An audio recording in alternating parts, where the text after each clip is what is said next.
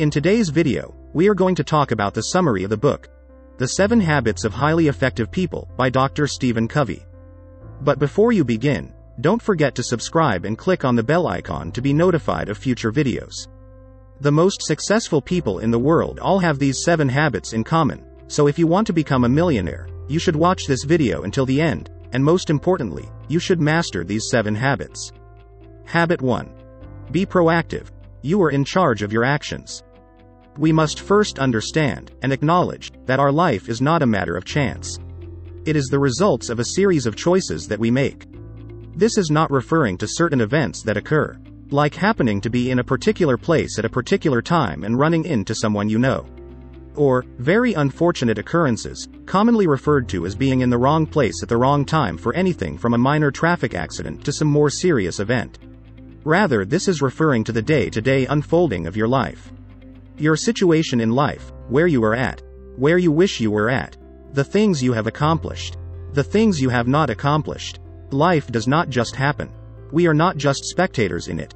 It is not the results of genetics, what nationality we happen to be, what our parents did or did not do, the environment that surrounds us, the man keeping us down, etc. Life is the result of a series of choices that we consciously or unconsciously make all throughout the day. On a daily basis. The word active means doing something, and the prefix pro means before. In the book, the title of the very first habit is Be Proactive. Proactive means taking initiatives. This habit of success states that you need to become a proactive person, which means you need to take full responsibility of your life. You have the ability to take action and make things happen.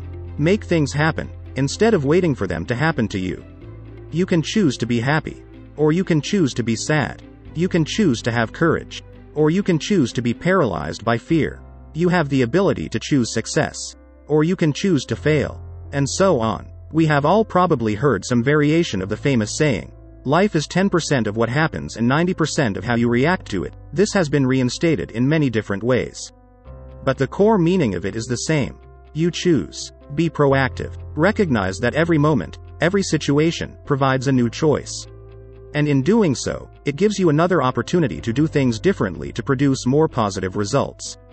Being proactive means taking conscious control over your life, setting goals and working to achieve them. Instead of reacting to events and waiting for opportunities, you go out and create your own events and opportunities.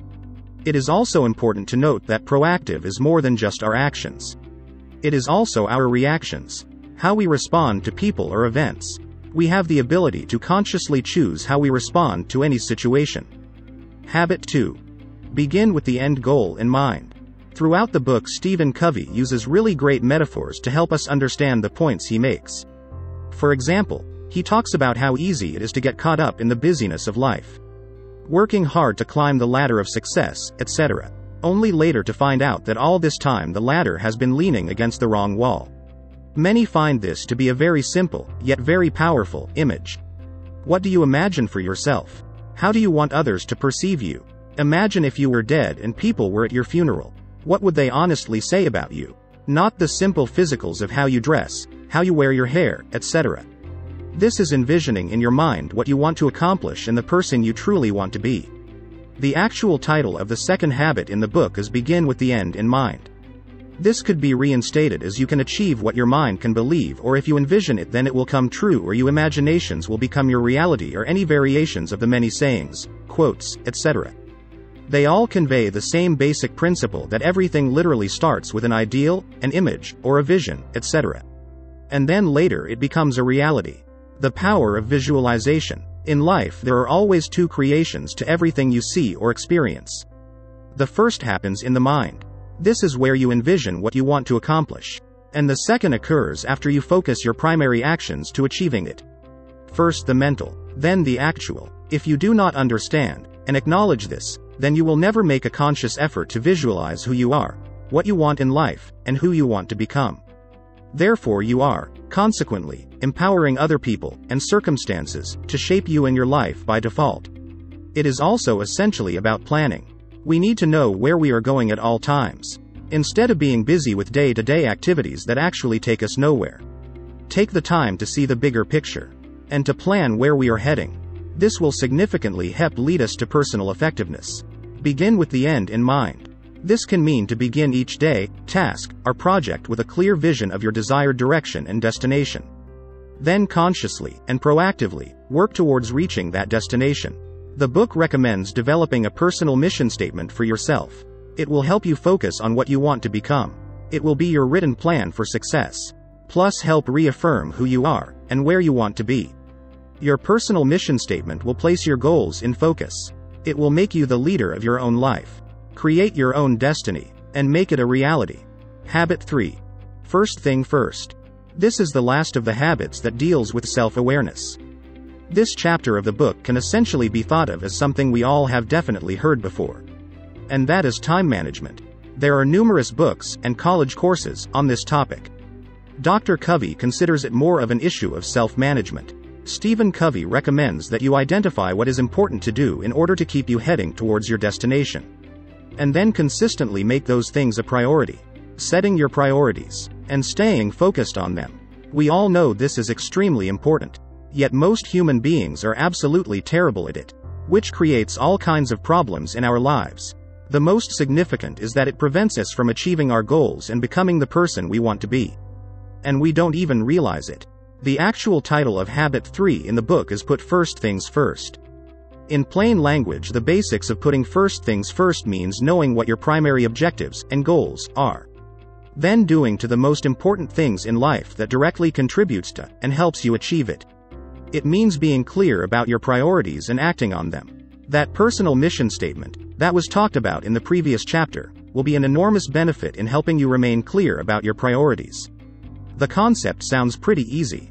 But, as we know, many people fall into the trap of getting caught up in non-important things. They neglect their larger life priorities. This can actually continue for years. Then we may give up, or feel it is too late to act on them. In the book, Dr. Covey talks about becoming a master of your time. To do this, you first need to always be consciously aware of your priorities in the larger context of your life. He also points out that whenever you say yes to something, you will no longer have time for something else. And time is the most valuable and least replaceable of all resources. Things that may appear urgent will most likely trigger a yes. But if it does not directly contribute to your primary objectives and goals, then saying no is also a very legitimate option. The urgent things are often those things that keep us away from focusing on what is important. Always be aware of your internal drive, values, and goals. This makes it easier to say yes to the actions that are based on them. And less distracted by what may seem to be urgent matters, but really do not help accomplish your goals. Urgent does not always equal important. Habit 4. Think win-win. Habit 4 is the first of the habits dealing with what Covey calls interdependence. Otherwise known as working effectively with other people. Is it possible that there is anyone who has not heard the term win-win before? Especially in any kind of a business or sales environment. Well, that is the exact name of habit number 4 in the book. Think win-win. Now keep in mind the book was originally published in 1989. So maybe it is what actually started the whole saying. This is the habit of always looking for a solution that benefits you and the other person or group. The overall concept is fairly simple to understand. We live in a world where the overwhelming majority of people in business, and personal life to an extent, are selfish, greedy, cutthroat, only interested in personal gain, etc. It is a somebody's got to win and somebody's got to lose mentality. We mostly think about succeeding only in terms of someone else failing. There is only so much slices of the pie to go around. So if you get a big piece, it means there is less for me.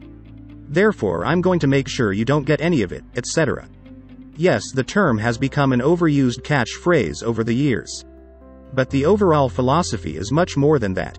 It is a whole way of thinking that you can apply to your business and personal life in everyday situations. It is based on the fact that there has only been 6 possible outcomes every time we interact with others. Win, win, win. Lose, lose, win. Lose, lose, win. Win, win or no deal, which is the best choice out of these 6 options. The concept of win-win views business, and life in general, as a cooperative arena and not a competitive one. The bottom line is that we will need the cooperation of others to help us achieve our goals, and get to where we want to be. Win-win is a proven method to get that cooperation. It is a principle that constantly seeks mutual benefit in all human interactions. You create allies instead of enemies. Win-win means the agreement, or solutions, are mutually beneficial to each side. And we both get a piece of that pie. Habit 5. Seek first to understand and then be understood. Stephen Covey believes this principle is the key to effective interpersonal communication.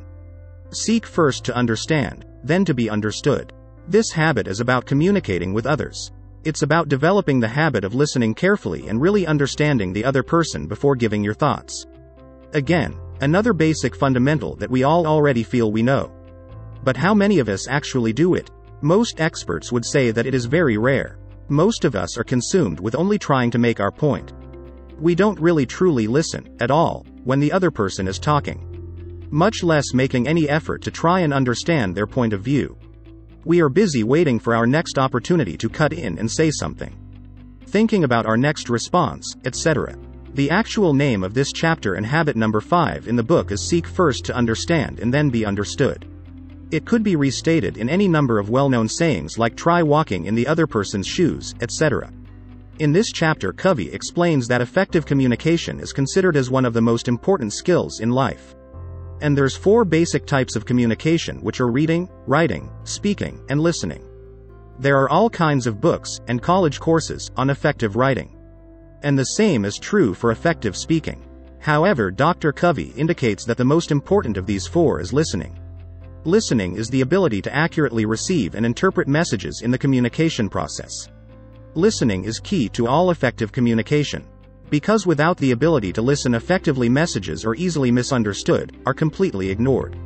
Then communication breaks down. The person sending the message can easily become frustrated, irritated, etc. And more importantly, unwilling to listen to you. If there is one communication skill you should aim to master, it is becoming a good listener. Once you listen and fully understand, it will become much easier to achieve that win-win as talked about previously. You'll find that when you seek first to understand, your response might be different to what you first intended. And that you will start finding the creative solutions that will get you to that win-win. The ultimate point of all of this is that we need the assistance and cooperation of others in order to be successful and achieve our goals. Most people will become ready, willing, and eager participants once they feel that they were listened to and feel understood. Habit 6. Synergize. The word synergy comes from the Greek synergios, meaning working together. In very basic terms, synergy simply means the whole is greater than the sum of its parts. And there are all kinds of simple examples of that one can easily think of. Like we know that if you take a single sheet of paper, it is fragile and very easy to bend, wrinkle, tear, etc. But if you take a whole stack of papers, most people will not have the strength necessary to tear off any portion of it. And there are all kinds of examples of this with human beings. Like if one person complains about something, they are likely to just be ignored. But the more people complaining, the more likely a change will occur. And if they organized themselves together, that change could come quickly. In the book, Dr. Covey is focusing on using synergy to accomplish positive objectives and goals. It is the old 2 heads are better than 1, or the more the merrier concept. Or in other words, this is talking about the concept of a team. Effective people have a habit of getting people to synergize. In other words, they get people to work together. They learn how to get creative cooperation from people. It is the teamwork. It is open-mindedness, as well as the adventure in finding new solutions to old problems. It is a process where diverse people bring all their different personalities, experiences, and expertise together. Then they can produce far better results, as a team, than they could individually. Achieving synergy requires high trust and high cooperation and can lead to better solutions than anyone thought of alone. Habits 4, 5, and 6 work together and create an opportunity to discover alternative and creative solutions. You don't have to get it all right at first. This is part of a lifetime journey of learning and developing. You will get there if you're willing to spend the time and effort developing these new habits. Habit 7. Sharpen the saw. The final habit in Steve Covey's book talks about the need for maintenance and renewal. The actual name of the habit and chapter in the book is called Sharpening the Saw. And this is because he uses the example of a woodcutter who is continuously sawing. After a period of time, he's doing the same exact thing, but it becomes less and less effective. That is because the process itself actually dulls the blade. Therefore, the solution is for him to periodically stop. He needs to examine the saw and determine if it needs to be sharpened before he continues on. Maintenance, evaluation, and improvement if necessary. The same is true for whatever you are attempting to achieve. If you overwork yourself, then your productivity begins to decrease. If you are not seeing results, then you need to stop and evaluate, find areas of improvement, etc. Because, if you just stop and put down the saw, it will still be dull whenever you pick it up again to continue. Many people are a little thrown by the name of this final habit, sharpening the saw. But it really is a pretty good analogy. Think of some examples for sharpening the saw of your life. Other self-improvement books may refer to it as recharging yourself. Here are some examples. Exercise, eating healthier, taking a class, learning a new skill, joining a club, taking a much-needed vacation, etc. Forgetting to periodically sharpen the saw can lead to less productivity, feeling burned out, etc. If you merely alternate between productive work and downtime, your production capacity will drop off. You are still working hard, but you don't feel as productive as you think you should be. When you sharpen yourself regularly, you'll find that you can flow along at a steady pace week after week without getting burnt out. This final habit 7 is about looking after yourself. You are the greatest asset you have, and we have to learn to take time to look after ourselves. Covey suggests we pay attention to 4 areas in our lives: physical, exercise, nutrition, stress management, spiritual, value clarification and commitment, study and meditation, mental, reading, visualizing, planning, writing, social, emotional, service, empathy, synergy, intrinsic security. This concludes the summary of the book, The 7 Habits of Highly Effective People, by Dr. Stephen Covey. You will find the link of the book below this video.